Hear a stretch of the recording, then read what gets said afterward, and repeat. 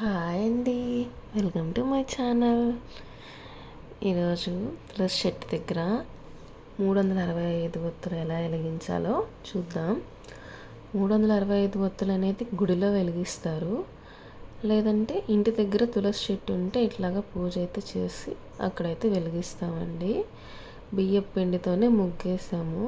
ఎందుకు బియ్యపు పిండే యూస్ చేసాము అంటే, బియ్యపు పిండి యూస్ చేస్తే చిన్నగా ఉంటాయి కదా క్రిములు, అవి అంటే చీమలు, ఈ పురుగులు, అవి ఆ బియ్యపు పిండిని తిని అవి కూడా బతికి నేలని సారవంతం చేస్తాయి అని చెప్పి దాని వెనుక ఉన్న ముఖ్య ఉద్దేశం. అందుకని బియ్యపు పిండితోనే ముగ్గు వేయాలి అని చెప్తుంటారు.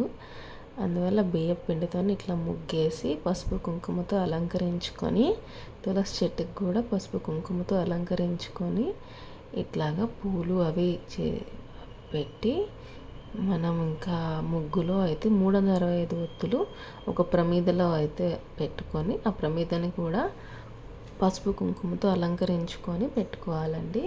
అలాగే చుట్టూ కూడా ఇలా దీపాలు అయితే పెట్టాము. ఇలా 365 ఒత్తులు అయితే వెలిగించి, కర్పూరం వెలిగించి ఇట్లా పూజ అయితే చేసుకున్నామండి.